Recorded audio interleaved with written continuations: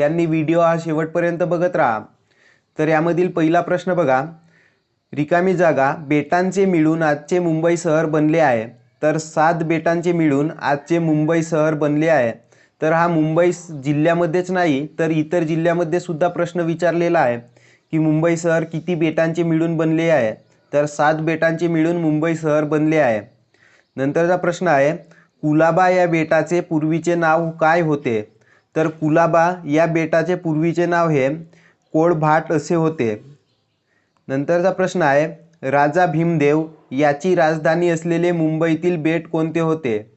तर राजा भीमदेव याची राजधानी असलेले मुंबईतील माहीम हे बेट आहे। तर राजा भीमदेव याची राजधानी माहीम। नंतरचा प्रश्न आहे, मुंबादेवी मंदिराची उभारणी कोणत्या वर्षी करण्यात आली? तर मुंबादेवी मंदिराची उभारणी ही 1675 या वर्षी करण्यात आली। तर मुंबादेवी या नावावरूनच मुंबई असे नाव पडलेले आहे असे तज्ञांचे मत आहे। नंतरचा प्रश्न बघा, 1534 साली गुजरातच्या राजाने मुंबईचा ताबा कोणाकडे दिला? तर 1534 या वर्षी गुजरातच्या राजाने मुंबईचा ताबा हा पोर्तुगीजांकडे दिला। पोर्तुगीज वारंवार त्यांच्यावर आक्रमण करत होते, त्याला कंटाळून गुजरातच्या राजाने मुंबईचा ताबा पोर्तुगीजांकडे दिला।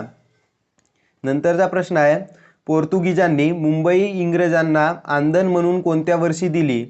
तर पोर्तुगीजांनी मुंबई ही 1661-62 या वर्षी इंग्रजांना आंदण म्हणून दिली।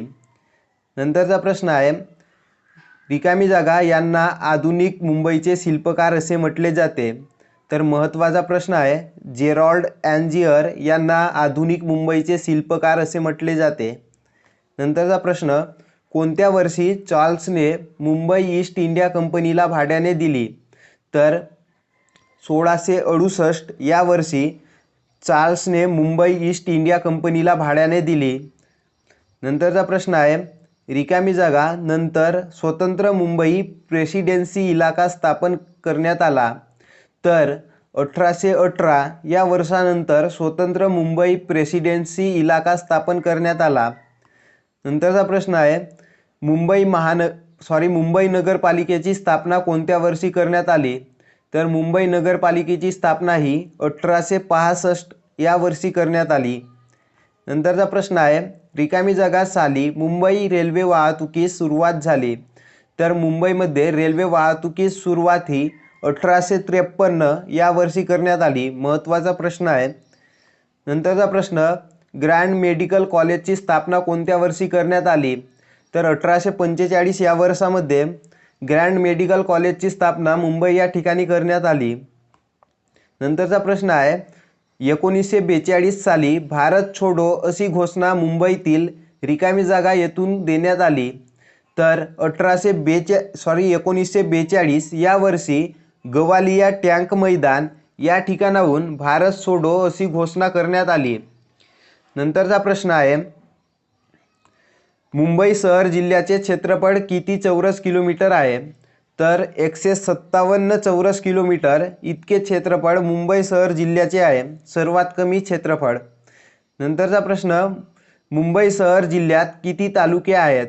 तर मुंबई शहर या जिल्ह्यामध्ये एकही तालुके नाहीत, मुंबई शहर लक्षात ठेवा। नंतर आहे, मुंबई शहर किती पोलीस झोन्समध्ये विभागले गेले आहे? तर 12 पोलीस झोन्समध्ये मुंबई शहर विभागले गेले आहे। मी आपल्या टेलिग्राम चॅनलवरती याची माहिती आधीच तुम्हाला दिलेली होती। मुंबई जिल्हा विशेषवरती एक PDF आहे, ती तुम्ही बघून घ्या। नंतर आहे, रिकामी जागा हा राज्यातील सर्वात कमी क्षेत्रफळाचा जिल्हा आहे। तर मुंबई शहर हा राज्यातील सर्वात कमी क्षेत्रफळाचा जिल्हा आहे, 157 चौरस किलोमीटर असे त्याचे क्षेत्रफळ आहे।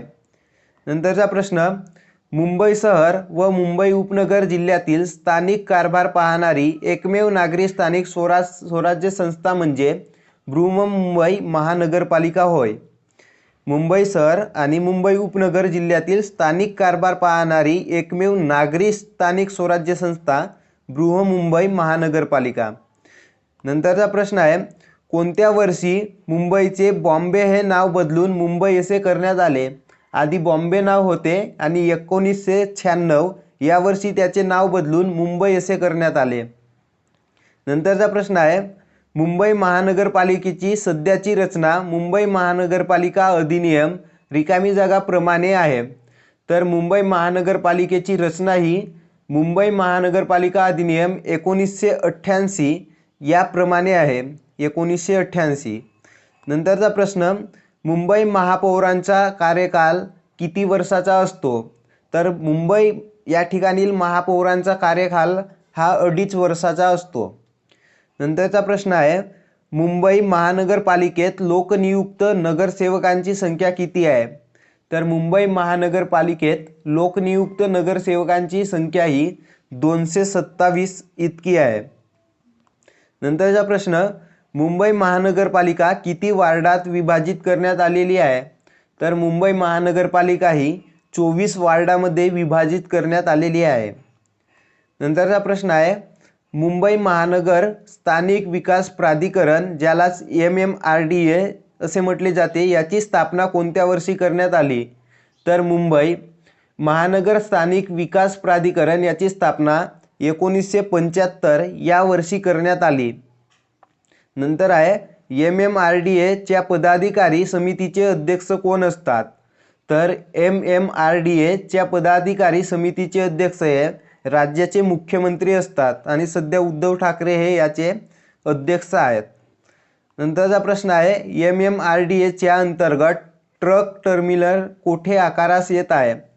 तर MMRDA च्या अंतर्गत ट्रक टर्मिनल हे वडाळा या ठिकाणी आकारास येत आहे. नंतरचा प्रश्न आहे, MMRDA च्या कार्यक्षेत्रात समाविष्ट नसलेला जिल्हा कोणता?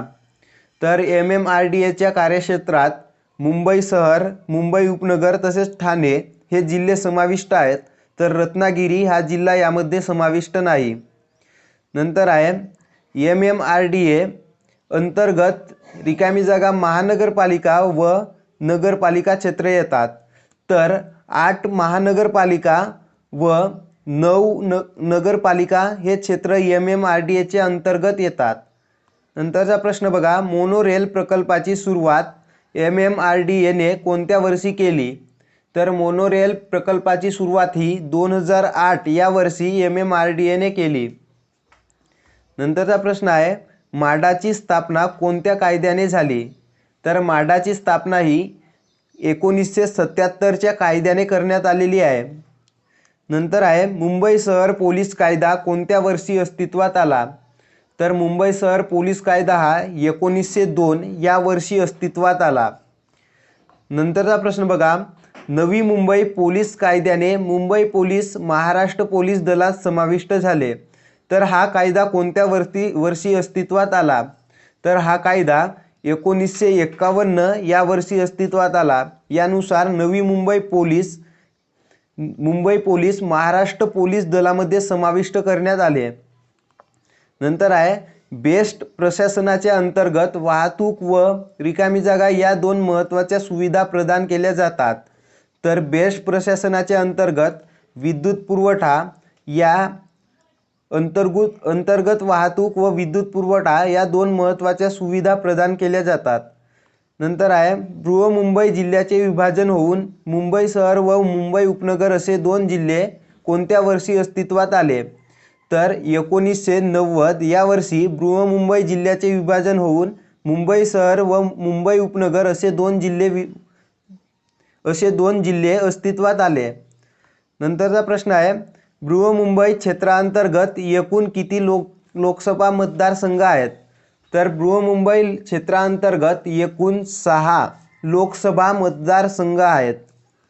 नंतर आहे, बृहमुंबई क्षेत्रांतर्गत एकूण किती विधानसभा मतदारसंघ आहेत? तर बृहमुंबई क्षेत्रांतर्गत एकूण 36 मतदारसंघ आहेत, विधानसभा मतदारसंघ.